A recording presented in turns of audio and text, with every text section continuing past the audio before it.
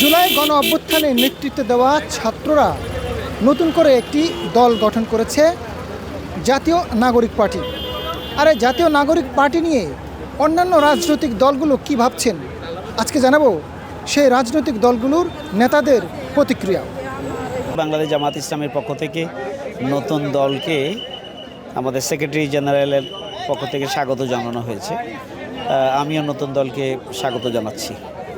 5ই আগস্টের ঐতিহাসিক গণ অভ্যুত্থানের মাধ্যমে বাংলাদেশের সর্বস্তরের জনগণের যে ফ্যাসিবাদী চেতনা এবং ফ্যাসিবাদ বিরোধী যে চেতনা এবং যে আকাঙ্ক্ষা, সে আকাঙ্ক্ষাকে ধারণ করে নতুন দল যদি এগিয়ে যেতে পারে তাহলে আমরা আশাবাদী যে নতুন দলও আগামী রাজনীতিতে ভূমিকা রাখতে পারবে।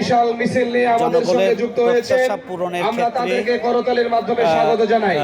প্রত্যাশা পূরণের ক্ষেত্রে আমরা আশাবাদী যে নতুন দল এগিয়ে যাবে, উত্তরোত্তর এগিয়ে যাবে। প্রত্যেকটি দলেরই প্রত্যেকটি নাগরিকেরই রাজনীতি করার অধিকার আছে এবং এটি তাদের সাংবিধানিক এবং নাগরিক অধিকার। সুতরাং স্বাভাবিকভাবে জনপ্রত্যাশা পূরণে যদি তারা ভূমিকা পালন করতে পারে তাহলে তাদের রাজনীতি জনগণের কাছে সমাদৃত হবে। আর যদি দুর্নীতি, সন্ত্রাস, বৈষম্য এবং বিশেষ করে চাঁদাবাজ এইসবের সাথে যদি আবারও আপোষকামিতা থাকে তাহলে কোনো দলকে দেশের জনগণ আগামী দিনে তারা সহজভাবে গ্রহণ করবে না। আমরা আশা করি যে আগামী দিনের যে রাজনীতির চ্যালেঞ্জ, সেই চ্যালেঞ্জগুলোকে ওভারকাম করেই নতুন দল আগামী দিনের নতুন বাংলাদেশ গঠনে তারা এগিয়ে যাবে। সেই প্রত্যাশা জনগণের, সেই প্রত্যাশা আমাদেরও। গণ অভ্যুত্থানের নেতৃত্ব দানকারী ছাত্র, সেই ছাত্রদের নেতৃত্বে একটা নতুন রাজনৈতিক দল করছে। এটা অবশ্যই আমরা একজন পুরাতন রাজনীতিবিদ হিসেবে এটা শুভকামনা, শুভেচ্ছা, ভালোবাসা এবং তাদের সাফল্য কামনা করি। আমরা আশা করব তারা দুর্নীতিমুক্ত, দারিদ্র্যমুক্ত, সন্ত্রাসমুক্ত বাংলাদেশ বিনির্মাণে তারা ভূমিকা পালন করবে। যারা তাদের সাথে ঐক্যবদ্ধভাবে আন্দোলন করেছেন তাদের সবাইকে ঐক্যবদ্ধ রাখবেন। পাশাপাশি কোনো সুবিধাবাদী, কোনো পদবঞ্চিত এবং তারা কোনো পদলেহনকারী কেউ যেন সন্ত্রাসী, কেউ যেন তাদের দলে স্থান না পায়, কোনো সন্ত্রাসী যেন তাদের দলে স্থান না পায়, জনগণ যেন তাদেরকে সাদরে গ্রহণ করে, তারা সে ব্যাপারে যেন সতর্ক থাকবেন, এইটাই আশাবাদ তাদের প্রতি ব্যক্ত করছি। একটা গণতান্ত্রিক ব্যবস্থায় রাজনৈতিক দল জন্ম নেবে, সেটাই খুব স্বাভাবিক। এই তরুণরা জুলাই আগস্টের গণ অভ্যুত্থানের উল্লেখযোগ্য অংশ, যারা এর নেতৃত্বে আছে। আমরা আশা করি যে আমাদের সামনে একটা গণতান্ত্রিক রাজনৈতিক ব্যবস্থা তৈরি করার যে চ্যালেঞ্জ আছে, সেই চ্যালেঞ্জ মোকাবেলায় তারা ইতিবাচক ভূমিকা রাখবে।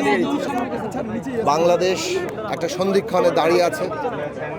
বাংলাদেশের এই যে রাজনৈতিক সন্ধিক্ষণ, ইতিহাসের এই সন্ধিক্ষণ, সেখানে আমরা বাংলাদেশে একটা নতুন রাজনৈতিক বন্দোবস্ত, গণতান্ত্রিক রাজনৈতিক বন্দোবস্ত প্রতিষ্ঠার মধ্য দিয়ে আমরা আমাদের নতুন যাত্রাকে সম্পন্ন করতে পারি। এবং সেই সম্পন্ন করার প্রশ্নে আমাদের যে জাতীয় ঐক্যের জায়গা দরকার, ন্যূনতম জাতীয় ঐক্যের পারস্পরিক প্রতিযোগিতা, প্রতিদ্বন্দ্বিতা থাকবে গণতান্ত্রিক ব্যবস্থায়। কিন্তু আমাদের যে একটা ঐতিহাসিক নির্মাণের প্রশ্ন আছে, একটা রাষ্ট্র পুনর্গঠন করা, একটা গণতান্ত্রিক বন্দোবস্ত করা, একটা গণতান্ত্রিক সংবিধান প্রতিষ্ঠা করা, দেশের সকল মানুষের ধর্ম, বর্ণ, জাতিগত পরিচয় কিংবা লিঙ্গীয় পরিচয় নির্বিশেষে প্রত্যেক মানুষের মর্যাদা, অধিকার, ন্যায় বিচার প্রতিষ্ঠা করা, সুযোগের সমতা প্রতিষ্ঠা করার যে ঐতিহাসিক কর্তব্য এবং সকলকে নিয়ে যে বাংলাদেশকে এগিয়ে নিয়ে যাওয়া, সেই কাজে আমরা সকলে যাতে ভূমিকা রাখতে পারি, বিশেষভাবে ফ্যাসিবাদ বিরোধী লড়াই যারা করেছে, সেইখানে একসাথে চলার যে প্রয়োজনীয়তা, সেটা এই নতুন দল সামনে রাখবে এবং আমরা আমাদের দেশকে এগিয়ে নিয়ে যেতে পারবো। তাদের তো স্লোগান এবং বক্তব্য সুন্দর, তারা বৈষম্যহীন বাংলাদেশ গড়তে চায়, আমরাও ইনসাফ ভিত্তিক বাংলাদেশ গড়তে চাই। আশা করি তারা ভালো করতে পারবে, জনগণও তাদের প্রতি বিশ্বাস রাখতে পারে। আমরা এই দলকে নিয়ে স্বপ্ন দেখতে চাই। আমরা মনে করি এই দলের নেতৃবৃন্দের মধ্যে প্রচুর সম্ভাবনা আছে, যেহেতু তারা জুলাই এবং আগস্ট একটা অভ্যুত্থান, একটা বিপ্লবের মাধ্যমে দেশকে নতুন করে স্বাধীন করেছে এবং তারা এখন একটি নতুন রাজনৈতিক দল ঘোষণা করছে। আমি বিশ্বাস রাখতে চাই এই নেতৃত্বের উপর, এই সংগঠনের উপর। তারা বাংলাদেশকে নতুন স্বপ্ন দেখাবে, নতুন সম্ভাবনার দিক উন্মোচন করবে। বাংলাদেশ একটি গণতান্ত্রিক দেশ, যে কারণেই যে কারোরই রাজনৈতিক দল করার অধিকার রয়েছে।